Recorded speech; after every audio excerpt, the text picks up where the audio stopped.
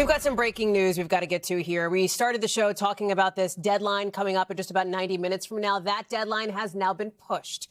In a Truth Social post in just the last maybe minute or two here, the president says, and forgive me, I'm reading it as you are now. You're seeing it here on screen. He's agreed to a 2-week pause, essentially, in what he calls the bombing and attack of Iran. He calls it, the president does, a double-sided ceasefire. He said, I'm going to go through this with you here. We've got our team ready for us as well. We talked about at the top of the show that the Pakistani prime minister had suggested this 2-week period. The president references that here. He's agreeing to this 2-week push. Why? Why is he doing that? He says that we, meaning the United States, have already met and exceeded all of our military objectives. He also says they're far along with a definitive agreement concerning long-term peace with Iran. They've gotten now a 10-point proposal from Iran, he says, and they think it's a workable basis on which to negotiate. They think this 2-week basically ceasefire, this 2-week pause in the fighting, could provide an opportunity for basically this long-term agreement to get worked out. So I know I've been showing you, I'll ask our team to show this back up, or to pull me back up. We've got Gabe Gutierrez, I know at the White House, is going to join us in a second here. But team, let's just talk through this for a second, because this is obviously significant here. The president had tiptoed up to this deadline that he himself set, that he's been threatening over the course of the last 48 hours. I'll ask our team to pull up his other Truth Social post from earlier today, the one about the ending of Iranian civilization. The president threatened that essentially the entire civilization would be wiped out in Iran, and came under heavy fire for this. Criticism from international allies, criticism from Democrats, from some in the MAGA universe, and criticism from the Pope himself. I mean, this really escalated here because it got people's attention. So the president threatened this incredibly significant series of strikes. And the Pentagon, based on our team's reporting, took this incredibly seriously. This is what the president had posted earlier, that a civilization will die tonight, never to be brought back again if, in fact, there was not a ceasefire that was agreed to. Now, a couple of things here. The Pentagon took that threat seriously. The Pentagon prepared, according to our team's reporting, and 2 U.S. officials prepared what they call dual-use targets. What does this mean? Both civilian and military infrastructure, right? Meaning infrastructure that was used for both civilian and military purposes. The president had previously threatened to wipe out civilian infrastructure. That would be a war crime. So the thinking goes that this kind of skirts that definition here. Here's what we haven't heard from. I am glued to my phone here because Iran, I don't know that we've had any kind of a response from Iran about this 2-week ceasefire, or if they have agreed to this as well. So I'm going back through the language here as we look to get members of our team as well. Again, this is all developing in the last 90 seconds or so, not even. And you've got the president talking about the Strait of Hormuz, that the subject to the Islamic Republic of Iran agreeing to the complete, immediate, and safe opening of the Strait of Hormuz. Let me pull that back up, because this is significant and this is interesting here. What does subject to mean? That's a question mark, right? Because the president said that, of course, the Pakistanis have said they requested he holds off on this attack over the course of the next 90 minutes or so, subject to the safe opening of the Strait of Hormuz. So that is what the president seems to have agreed to. There are a lot of questions here. What's happening with the Strait? What is Iran going to do? What is the president basing this determination on as it relates to military objectives here? He says that they've met and exceeded those military objectives, even as the Pentagon has clearly laid out a list of targets yet to be struck that they have essentially in their crosshairs are. And then there's these questions on these negotiations, this what the president describes as a long-term peace agreement. It has not been at all clear how successful those negotiations have been. Our Pentagon correspondent and national security reporter Gordon Lubold is with us now. So this is interesting, Gordon, because here we are. We were just talking with Courtney, 40 minutes ago, not even, about what would a timeline be for President Trump to either, move forward with this annihilation, as he has essentially laid it out and described, or not. And here now, 6:40, the president is saying he's not going to do it. Right. So it seemed like, there's obviously appears to be good news for Iran, good news probably for the world, maybe even for the U.S. for now to kind of, everybody kind of take a breath and. Well, the Iranian civilization, as the president threatened to wipe out. It seems to me like that the Pakistanis have helped Trump to kind of find an off-ramp. Right. Yeah. For now, and see where this goes and potentially create the space that he needed, honestly, after his pretty fiery rhetoric to take a knee and figure out if there's actually a way to avoid all this. And, obviously we've seen the president use fiery rhetoric before to negotiate, but like in this case, probably it's just was to kind of live up to his rhetoric in this case, which could have been at 8 or 1 p.m. tonight, would have been probably not good for anybody. Let me ask you about this language here with these questions on the Iranian side here, this idea that this is subject to the Strait of Hormuz opening.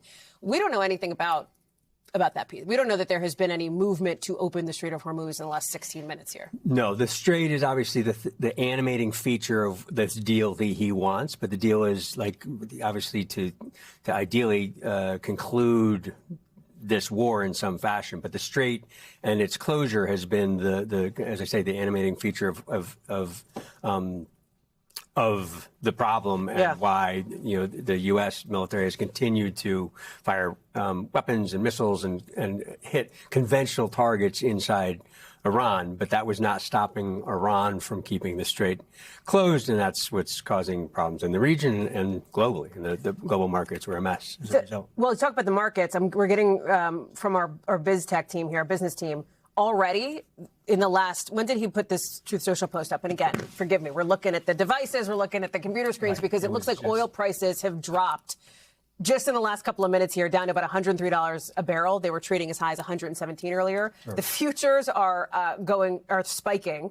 The NASDAQ futures are up, Dow futures are up, S&P futures are up. This is what the markets wanted to see. You talk about the economic turmoil here and the real questions over the movement of oil through the Strait of Hormuz. That's critical. There's also something, just looking more closely at this, what the president has put up, this idea that he says it is an honor to have this long-term problem close to resolution. Again, we know that the president is not going to, apparently, based on what he's saying here, drop a ton of bombs on Iran in 90 minutes, right? Or with this 90-minute deadline. But we don't have any idea if, in fact, Iran thinks that this is close to resolution as well. And so this has always been kind of the misnomer, if you will, the kind of mischaracterization of this idea that Trump will end the war. Yeah. The military loves to say the enemy gets a vote. It's kind of a cliche inside military circles, but it's actually very true in this case where, Trump could decide, the president could decide, that he wants to end active shooting on the U.S. and maybe even the Israeli side, but that's a different issue. The Iranians and the various elements and the proxies in the region will decide on their end. But they may feel like they've got some space here now to. Speaking of the region, let me bring in our Matt Bradley, who is posted up there live. He's joining us now. Matt, let me bring you in. And I know we're 12 minutes in to this development. We've been on the air here for the last, 12 minutes on this. But reaction from the region. Are you seeing any? Are you hearing any? What is the expectation, as Gordon and I have been talking about, the many questions that still remain around what this alleged 2-week ceasefire could actually mean and whether it's real? Yeah, I mean, when you're talking about the reactions from the region, I think that the region is probably thinking, and as you mentioned, we're 12 minutes into this, so we don't really know.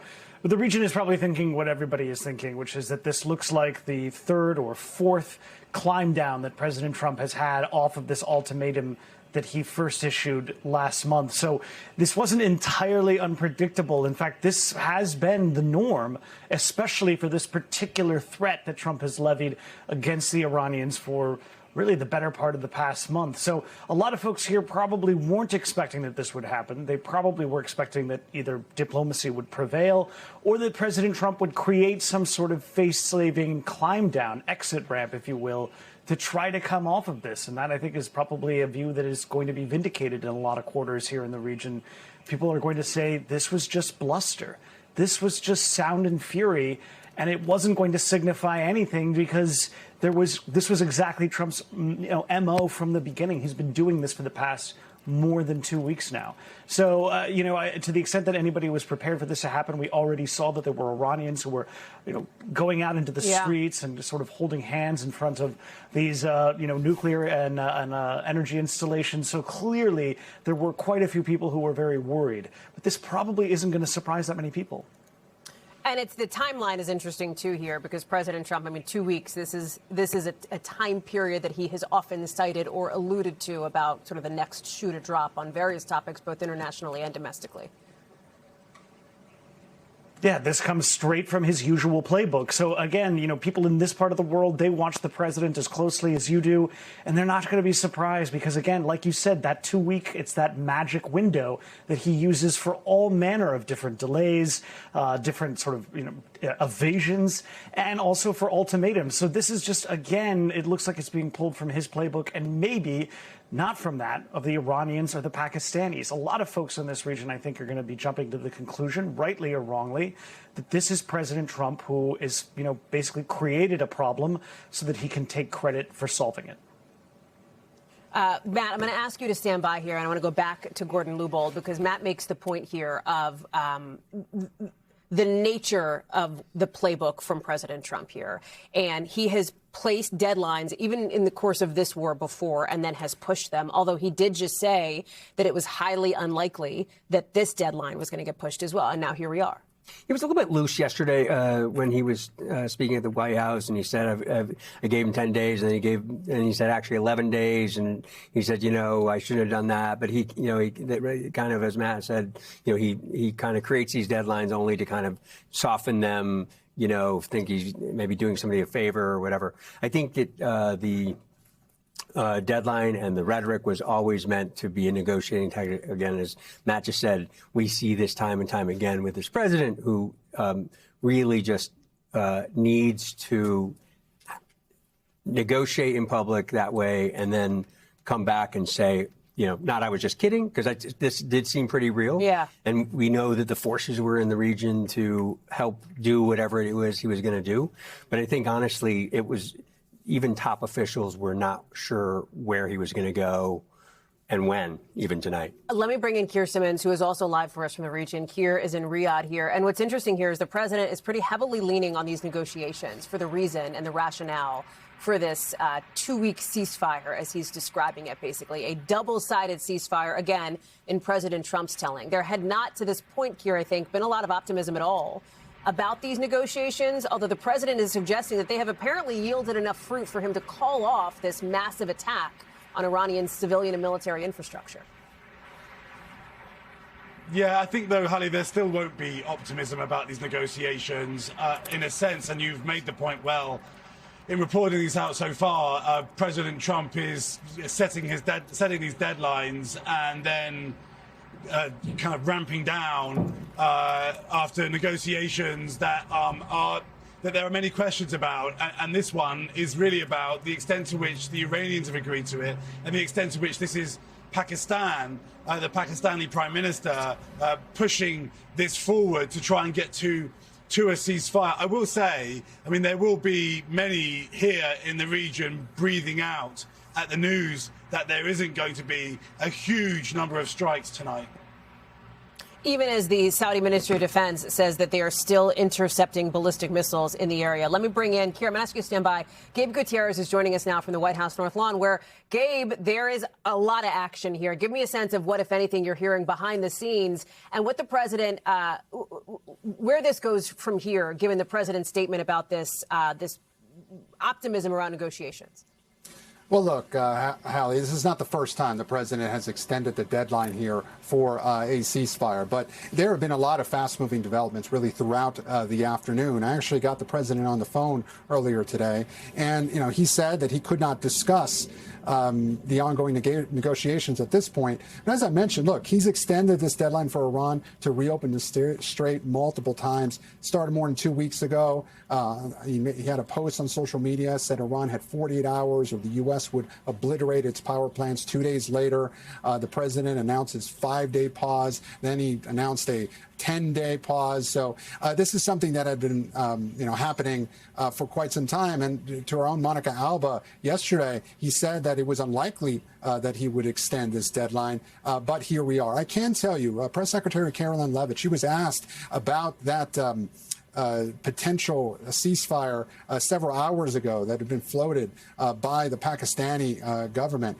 She at the time said that the president was aware of this. So this is something that had been discussed really throughout the day by the president. It's notable that in that Truth Social post, Hallie, he does not seem to suggest that Iran has agreed to to this or agreed to reopen the Strait of Hormuz. What he does mention is that the Iranians sent a 10-point plan to the U.S. and that he considers that a basis for ongoing talks. But certainly, Hallie, I asked the president specifically when I got him on the phone earlier this afternoon what had motivated him to write such an ominous message earlier today where he said that an entire civilization would die. What he told me is, you'll have to figure that out. This may have been a case of the president trying to get the Iranian regime to wonder what he would do, perhaps as a negotiating tactic. In any case, this afternoon, we're just getting this word, a few moments ago, the president taking to social media and saying that now this ceasefire, this deadline rather, has been extended for 2 weeks, and expressing some optimism that the U.S. could come to some sort of agreement from Iran. But we have a lot of questions at this point. It appears that the Pakistani government may have played quite the role here in trying to get this this extension. So again, we're asking all our White House sources now and trying to figure out exactly what brought the president to this particular decision. Gabe Gutierrez. Gabe, thank you very much. Let me bring in our business correspondent, Brian Chung, because you're also seeing this very dramatic movement in the futures markets, with investors responding incredibly positively to this news from President Trump. Yeah, Hallie, these are some big moves that we're watching. We're seeing markets rebounding in terms of futures. Again, the markets are closed here stateside, but there are futures that are trading that are suggesting that it's going to be a real positive open when things get fired up at 9:30 tomorrow. The Dow, S&P 500, and the NASDAQ, all three major indexes up about 1.5%, if not more. Hallie, I think what's more notable here is that oil futures are down. WTI crude oil, that is the commonly used index here stateside, for a moment appearing to blip below $100 a barrel. I can't understate how big of a deal that is, because prices for those barrels were a little bit closer to $115, $117 as early as earlier this morning. So these are massive moves, $10, $15 in a single day. Again, we'll have to see whether or not there are further developments overnight. But if all of this holds, it could be a positive day on the stock market tomorrow, as well as one where oil prices have fallen, I believe, I'd have to look at the stats, by the sharpest since this conflict began. Again, for every $10 that a crude barrel drops in price, that would imply about 25 cents per gallon for everyone at the pump. So this is Wall Street as well as real Main Street implications as a result of these developments, Hallie. Brian Chung, thank you very much. I'm going to go to Yasmin Vasugian, who I believe is joining us now. I think we've got Yaz as she has made her way to a camera. Hey, girl. Among the questions here, right, besides any Iranian response, besides any Israeli response, which I think we're looking for, there's also questions around what exactly is in this 10-point peace plan. Talk us through that. Yeah, so I think what's important, I think you were really smart to point this out, right? The term subject to that the president actually put in that social media post. I think it's important to focus in on that, because that essentially means we haven't necessarily heard from Iran yet. And I know you guys have been speaking about that in response to whether or not they're going to reopen the Strait of Hormuz. If we look at this 10-point peace plan that Iran actually sent back through the intermediary Pakistan, one of the points in this 10-point peace plan is they will, in fact, open or reopen or lift the blockade, I should say, at the Strait of Hormuz if they cease firing on Iran, on Hezbollah, and on Lebanon as well, right? So that, in fact, was in that 10-point peace proposal that Iran sent back through the Pakistanis to the United States. That may speak to why it is the president may be more optimistic in this round of negotiations than he has been before. It also may speak to the Iranians potentially agreeing to this 2-week ceasefire if they can actually get to a place in which they negotiate an end or a possible off-ramp to this war. I think those things are important to keep in mind. I also think, Hal, there's one more thing that we need to talk about, which is how Iranians are feeling right about now, right? And I have been speaking to Iranians inside the country all day. A lot of them have gotten access to VPN in spite of this continued internet blackout. Many of them have been reaching out to me. They have been in a state of paralysis. The way in which, Hal, I have been explaining this to Americans here is the way we were living on March 13th, March 14th of 2020, during the COVID shutdown, right? We were stuck in our homes, stuck in our apartments, just hearing the ambulances outside our door, but not necessarily knowing what was going down, right? That is the way Iranians have been living inside Iran really over the last month or so, and especially in the last couple of days in the lead up to this 8 p.m. deadline that the president has set. And that fear has been really palpable for them. They are certainly tonight, momentarily, I should say, breathing a sigh of relief. One more thing, Cal, I think is important. The president has reiterated over and over again that they have, in fact, achieve the objectives they have set out to achieve. On day one of this war, the president said one of the objectives was regime change. He hasn't said that since then, which is an important thing to note. But nonetheless, he has said we have achieved regime change. The United States, he said, has achieved regime change. Iranians domestically do not feel as if regime change has been achieved. To remind folks, this supreme leader is the son of Ayatollah Ali Khamenei, the supreme leader who was killed in the early days of this war. So all things important to keep in mind as we look ahead to a potential ceasefire here and the way in which how Iran's going to respond.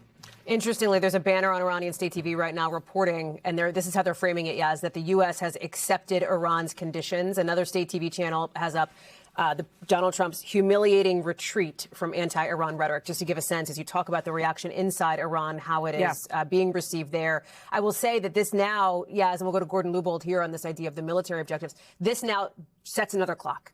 So it is 6:58 Eastern time now. We had been looking ahead to 8 o'clock Eastern when the president put in place that deadline. Now there is just a different clock now, 2 weeks from tonight, Gordon, when the president has suggested that this temporary 2-week ceasefire will end.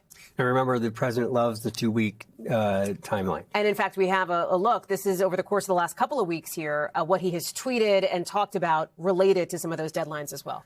Go ahead. Yeah, so, I mean, the president likes, for whatever reason, he seems to like this kind of 2-week chunk and whatever. They were ready to do something potentially as early as tonight. We had also reported earlier that, some of the targets that the Pentagon had been provided, or the Pentagon had provided to the White House, were ones in which the president's threats to target civilian infrastructure, which potentially could amount to a war crime, would be the targets would actually be dual purpose ones. Yeah. Gordon Lubold, thank you very much. I think we still have Matt Bradley with us. Maybe if we can sneak him in for the last 10 seconds here, because I think there is still an open question of the Israelis. That's one of them, right, Matt, and where they are on this. Well, the Israelis have always been treating these negotiations with something like suspicion. They really see that as more of a formality. They treated the negotiations that Steve Witkoff and Jared Kushner had been conducting leading up to this with something like dismissiveness, and that's probably how they're doing this now. Matt Bradley, thank you very much. Our whole team, for our whole team at NBC, thank you for watching. Much more coverage picking up right now. We thank you for watching, and remember, stay updated on breaking news and top stories on the NBC News app or watch live on our YouTube channel.